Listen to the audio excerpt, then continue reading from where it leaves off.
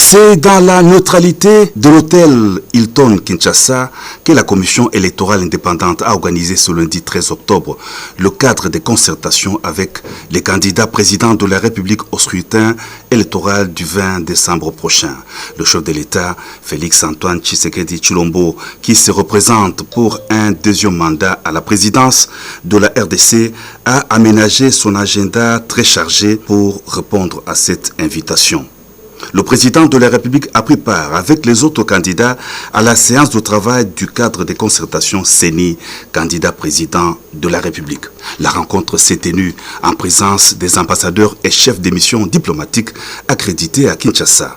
Dans son mot de bienvenue, le deuxième vice-président de la CENI a circoncis les objectifs du cadre de concertation qui permet notamment les échanges entre la Commission nationale électorale indépendante et les 26 candidats présidents de la République sur toutes les questions liées au processus électoral. Ce cadre devrait aussi renforcer les relations avec toutes les parties prenantes afin d'enrayer la méfiance en renforçant la transparence, a dit l'orateur. Le président de la CENI, Denis Kadima, s'est apaisanti sur les efforts déployés par la Commission nationale électorale indépendante pour élever, en dépit des diverses difficultés, les défis de l'organisation des élections libres et transparentes dans les délais constitutionnels le 20 décembre 2023.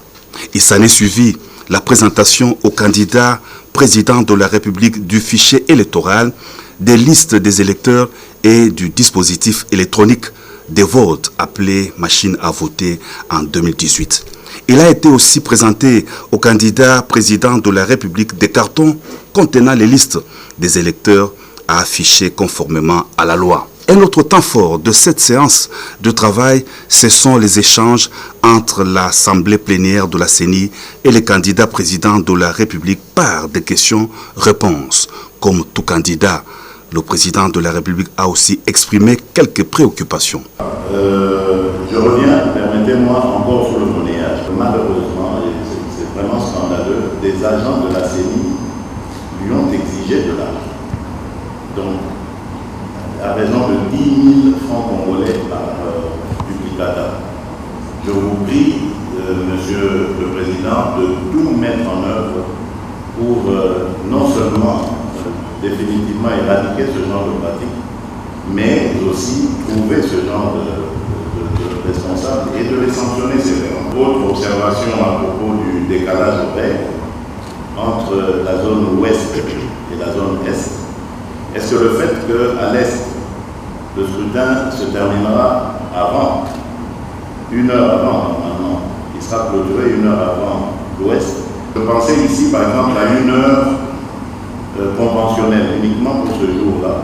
Serait-ce possible d'en arriver là? Et ainsi on pourrait commencer à 6 heures pour tout le monde, 6 heures à Kinshasa, en supposant par exemple qu'à l'est, pendant qu'il sera 7 heures, on ramène l'heure à 6 heures aussi. Des préoccupations pertinentes retenues par les bureaux de la CENI. La séance s'est terminée en beauté par une photo des familles immortalisant la rencontre du président de la CENI avec les candidats à la présidentielle du 20 décembre 2023.